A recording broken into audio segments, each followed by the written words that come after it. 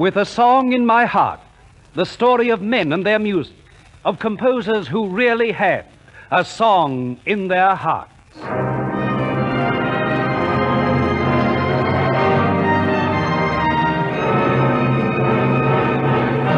With a song in my heart,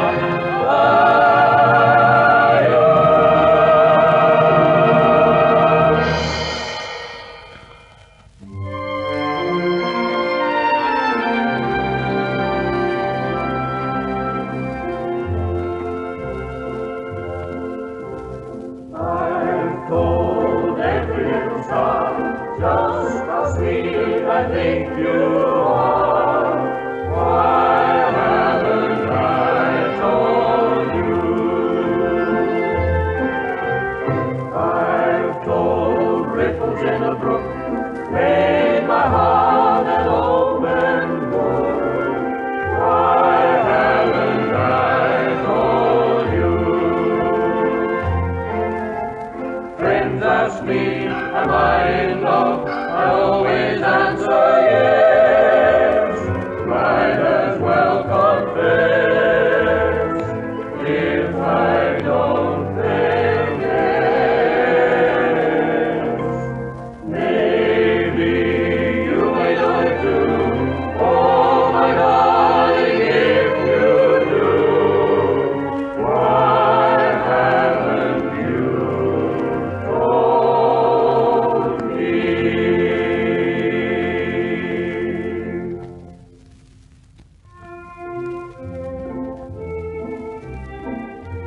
How typical is that song of its creator, Jerome Kern. Full of warmth, charm, and beauty, it epitomizes the artistry and originality that went into all Kern compositions. For Kern was a great composer, unquestionably the finest creator of light music of this century. He was the inspiration of such composers as George Gershwin, Richard Rodgers, and Cole Porter. In fact, Gershwin stated, "The music of Jerome Kern is a thing apart from that of all his contemporaries. He towers above other writers as a giant among pygmies." and even Irving Berlin was almost humble in his great admiration of Kern's melodies. Jerry Kern was born on the 27th of January, 1885, and first studied piano with his mother. He had two brothers, and the whole family was musical. Whilst at school, he played the organ, and later furthered his studies at the New York College of Music. At the age of 21, we find him working in his father's business, for, like so many dads, he figured that young Kern should go into the commercial field. But this little incident was to change the whole course of his life. Jerome, Yes, Pop? I want you to go to New York and buy a couple of pianos. I think we should add musical instruments to our stock. Why, everybody has a piano in their home. Well, I think it's a good idea, Pop. I checked the train schedule, and if I can, I'll leave tonight. But when young Kern went to buy those pianos, You say you only want to buy only two pianos. Well, that's what my father told me to do. Must be a mighty small business. No, sir. Ours is an up-and-coming organization that'll hold its own with any other. Well, see here, son. You know, it's just as easy to sell 200 pianos as it is to sell two. Oh, but my Besides, look at the discount we allow. Now, the profit on a big purchase of pianos is 25% higher than on a measly two. Now, if you were to take 200 of our really beautiful pianos, why, your father would make a fortune. Yeah, but No buts, son. Just think how pleased your father will be when he sees the price you can buy at in quantities, as compared to a small two measly pianos. Why? maybe you've guessed the rest. For that fast-working, slick sales guy got young Jerry involved in a deal with 200 pianos, not two. Result? Jerry and his father parted in business, and by entirely mutual consent, which was a great thing for music lovers throughout the world. Maybe, if it hadn't been for that happening, we might never have heard a song as enchanting as Kern's "They Didn't Believe Me." And when I told them how wonderful you are, they didn't believe me. They didn't believe me. Your lips, your eyes, compare. You're the loveliest thing that one can see. And when I tell them, and I'm certainly going to tell them, that I'm the man whose wife one day you'll be, they'll never believe me. They'll never believe me that from this great big world you chose me.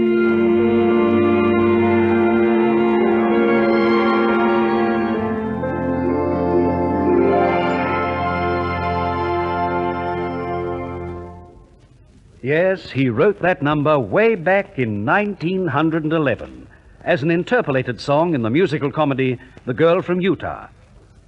It didn't hit London until the years of the First World War, but even then it became one of the most popular of all songs with the troops. But all that was later on. After leaving his father's business, Jerome Kern furthered his musical study in Germany and England. His first job as a pianist song plugger earned him exactly $7 a week. Strangely enough, he got his first composing break in England, where he sneaked in an occasional interpolated number in a musical comedy. One of these, fortunately, was caught by the great American showman of the day, Charles Frohman. I sent for you, young man, because I like that little song of yours I just heard. How'd you like to spoon with me? Why, you really liked it, Mr. Frohman. Yes, that's why I sent for you. What about returning to New York? I've got a show that I'd like you to work on, and I think you're the man to write the music for it. Well, Mr. Frohman, that's a wonderful offer. Why, a chance to do a musical comedy for the world's greatest producer. Oh, boy. Then you accept? Of course, sir. Then book a berth on the first available ship to New York. I'll follow on a little later.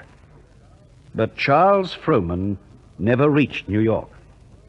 World War I claimed him as a victim when the ship he was traveling on, the Lusitania, was torpedoed in the Atlantic by a German submarine.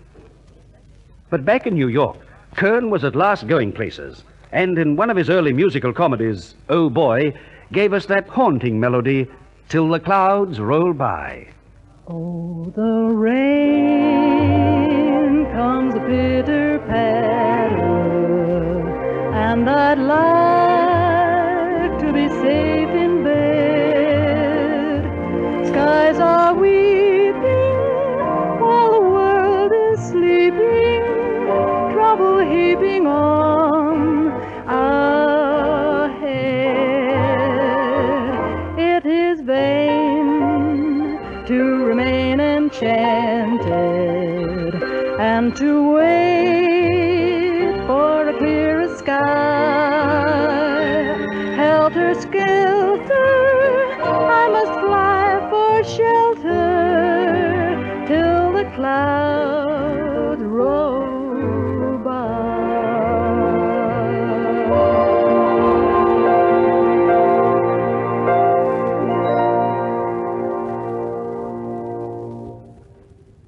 The success of this production was worldwide, and from then on, Jerome Kern gave us, for a period of over 30 years, a succession of musical comedy hits that no writer has ever eclipsed. After writing the score of a new Ziegfeld Follies show, Florence Ziegfeld said to him, Jerry, you've given me some mighty swell tunes in my new show. They're smart, sophisticated. The ideal songs for a show that glorifies the most beautiful girls in the world. But, Flo, it's the way you produce them. Why, any number sounds better in a Ziegfeld production. Maybe, Jerry, maybe. But I'll let you into a little secret. Well, I'm all ears, Flo. I'm going into musical comedy. I feel that the public are just crying for a lavishly mounted Cinderella story. And I've got that story. And you, Jerry Kern, are going to write the music for it. yes, and that show was one of the greatest successes of all time, the evergreen Sally, with its glorious theme, Look for the Silver Lining. Look for the silver lining when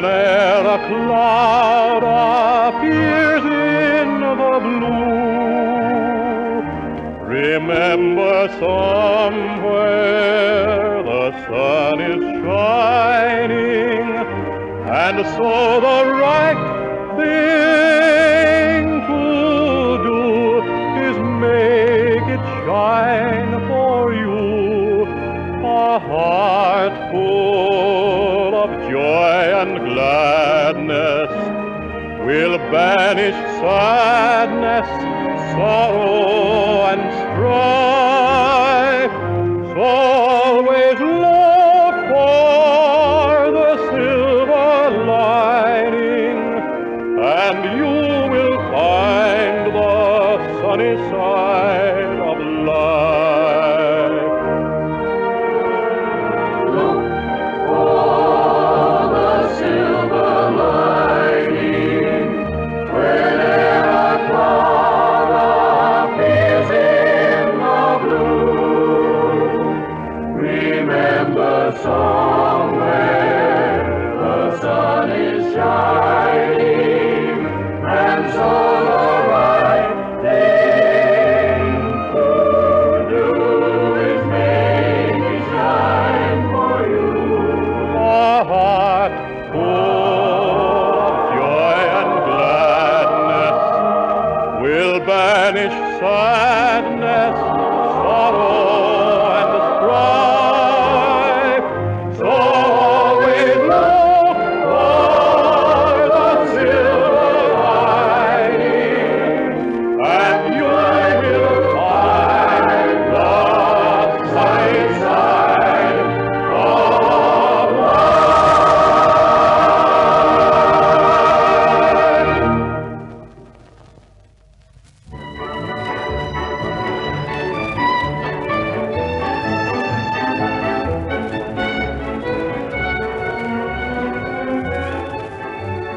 Yes, and that song, Who, was just another Kern hit. This time from the musical comedy Sunny, which was Kern's successor to Sally. This show got rave notices from the dramatic critics, but furthermore, it was to be the first production in which the world's greatest lyric writer, Oscar Hammerstein, collaborated with the world's greatest melodist, Kern. It was to be the beginning of a partnership that was to give a new meaning to the type of show we knew as musical comedy. One of the sweetest songs from Sunny was the charming duet, Two Little Bluebirds. Two little bluebirds love two other bluebirds. But those two untrue birds have flown High in the treetops, this lonely pair, taking the air, try not to care. coo to each other like sister and brother. But somehow they seem all alone. They miss the two birds who've been untrue. That's why these bluebirds are blue.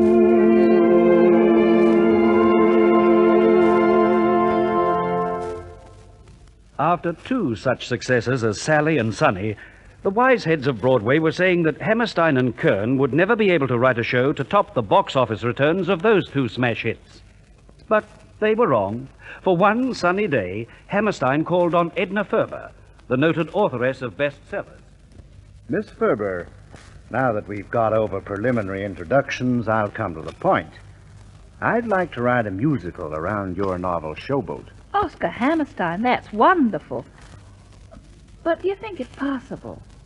After all, the canvas of Showboat covers 2 generations. And in addition, the action of the plot wanders all over the United States. I'll grant that, Miss Ferber, but I still think it can be done. See, your book is more than a novel. It's an epic of a part of American show business that has almost been forgotten. That's why I wrote it, Mr. Hammerstein. I know that. And that's why I'm desirous of putting it in its right atmosphere, the stage. Well, if you feel that way about it, my decision is okay. Go right ahead. Why, that's fine. Oh, but by the way, who'll write the music for it? Jerome Kern, of course. The only man living who can do it justice.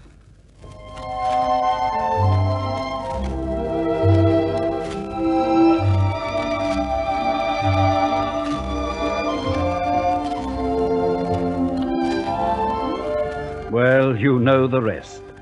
Florence Ziegfeld produced it, and it became... But need I go on? Its music tells the story. Such hits as Make Believe, Can't Help Lovin' That Man, He's Just My Bill, and Why Do I Love You all came from that gorgeous production. And, of course, a new American folk song, Old Man River.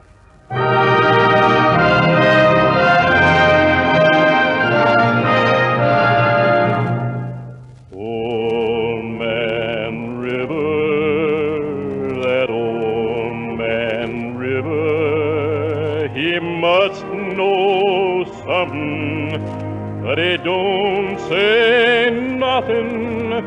He just keeps rolling, he keeps on rolling along.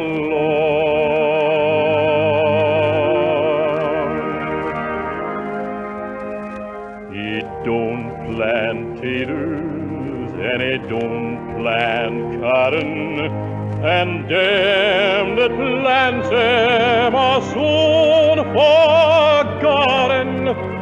But old man River, it just keeps rolling along.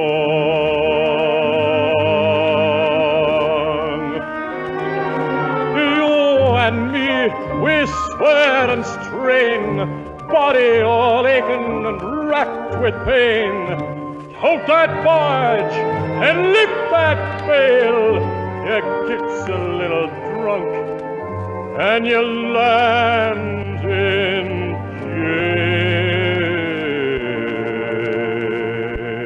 jail. I get so weary and sick of trying. I'm tired of living and fear of dying. But old man River, he just keeps rolling along.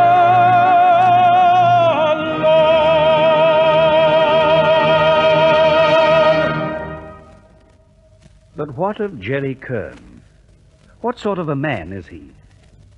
Noted American songwriter and movie director Arthur Schwartz summed him up pretty well when he said, Mr. Kern may look like a professor of languages, but after 40 years of songwriting, he still makes music like an angel. He towers over his field. Indubitably, he is the daddy of modern musical comedy music. He might reject this title himself, because his distaste for laurel leaves in the limelight amounts almost to an elegy. But any musician will agree it fits. and that covers the man to a T, because Kern is his severest critic, with a passion for perfection. He claims that a songwriter's most important adjunct is a waste paper basket for manuscripts that don't measure up. What's more, he uses it. Maybe that's the reason that about once a year he turned out a melody like this.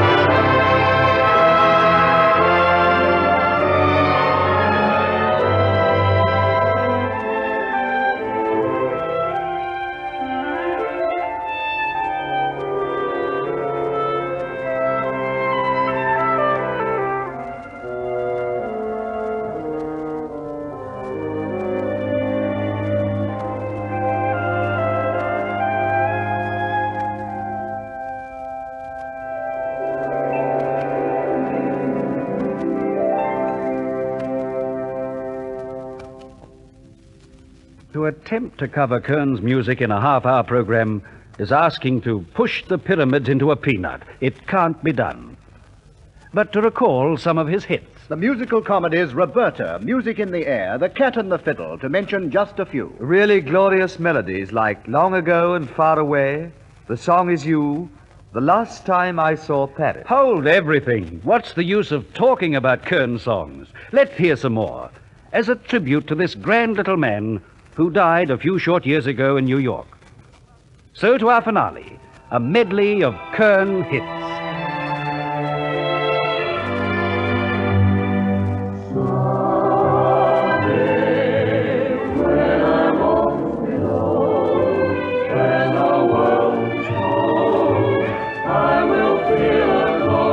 Thinking of you and the way you look tonight. Oh, but you're lovely with your smile so warm and your cheeks so soft. There is nothing for me but to love you.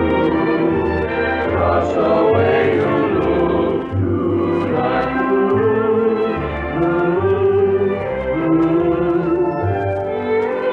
With each word your tenderness grows, tearing my fears apart. And the love that wrinkles your nose touches my foolish heart. Love me, never, never change. Keep that breathless charm. Won't you please arrange it, 'cause I love you just the way you look tonight.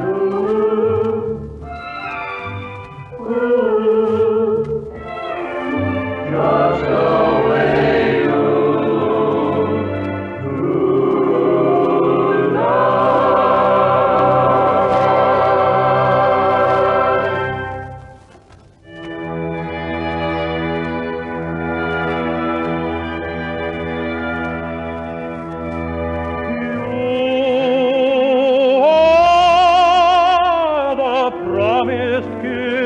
springtime that makes the lonely winter seem long.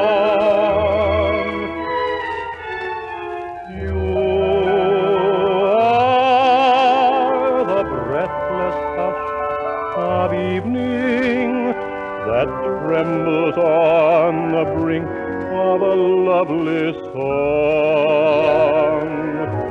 You are the angel glow that lights a star, the dearest things I know are what you are.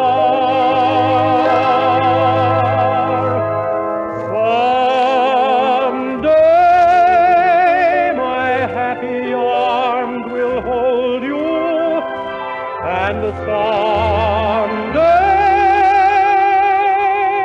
I'll know that moment divine when all of the things you are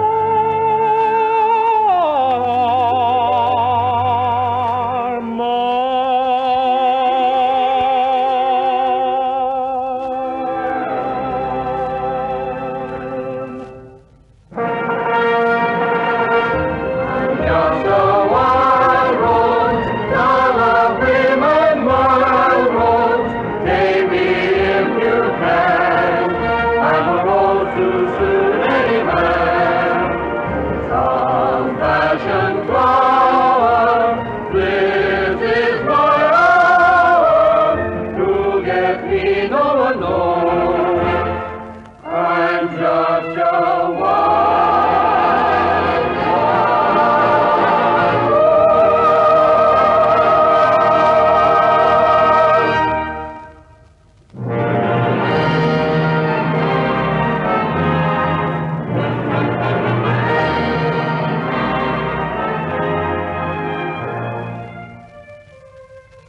Never was a place earned more meritoriously in our composer's cameos, as portrayed in With a Song in My Heart, as that of Jerome Kern.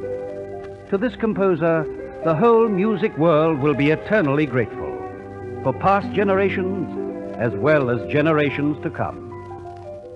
The artists contributing to this program were Betty Randall, Richard Davies, Max Gibb, Richard Gaze, Don Moore, Max Blake, Eula Parker and her Parkette, and Horridaghi's Quartet.